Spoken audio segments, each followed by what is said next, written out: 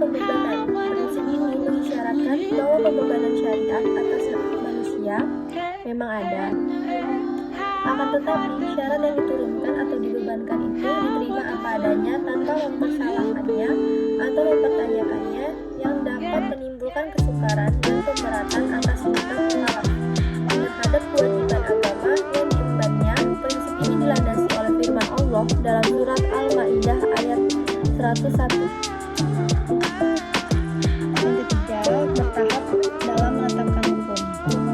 Al-Quran diturunkan secara berangsur-angsur dan sekaligus, sebab mengingat potensi manusia yang sangat terbatas, hingga ketika ada ayat yang telah diturunkan kemudian dipahami, barulah ayat lain diturunkan. Yang keempat, memperhatikan kemaslahatan manusia.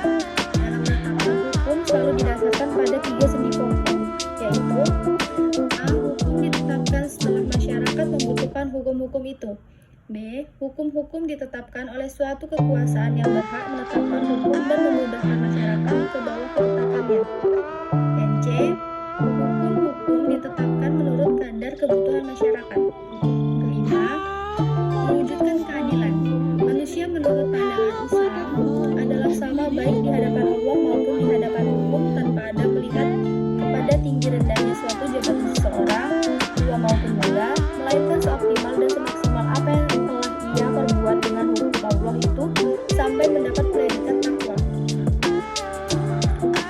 Kemudian ada kaidah dalam hukum Islam. Nah, kata kaidah secara etimologi itu berarti asas. Adapun menurut As-Suyuti dalam kitab Al-Asbah wa An-Nazair bahwa kaidah adalah hukum yang bersifat umum atau menyeluruh atau general law yang meliputi semua bagian. Macam-macam kaidah hukum Islam yaitu: 1. Kaidah asasiyah. Segala sesuatu atau perbuatan tergantung pada tujuannya. Adapun kebiasaan itu dapat ditetapkan sebagai hukum. Kemudaratan itu harus dihilangkan.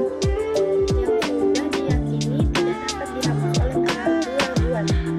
Kesukaran itu mendatangkan kemudahan. Yang kedua, kaidah khairu asasiyah. Walaupun kedudukannya bukan sebagai kaidah asasiyah, namun keberadaannya tetap didudukan sebagai kaidah yang penting dalam hukum Islam, karena para fuqaha sepakat akan kemujahan kaidah ini. Adapun kaidah-kaidah khairu asasiyah ini ada sebanyak 40 kaidah yang dapat kita ketahui dalam kitab Al-Asbah wa An-Nazair karangan Imam Jalaluddin Abdurrahman bin Abi Bakar As-Suyuti. Selanjutnya, tujuan hukum Islam. Kajian tentang maksud atau tujuan ditetapkannya hukum dalam Islam merupakan kajian yang sangat menarik dalam bidang usul fikih. Tujuan hukum Islam atau yang disebut maqasid syariah, yang pertama memelihara agama, yang kedua memelihara jiwa, yang ketiga memelihara akal, yang keempat memelihara kehormatan, dan yang kelima atau yang terakhir memelihara harta kekayaan.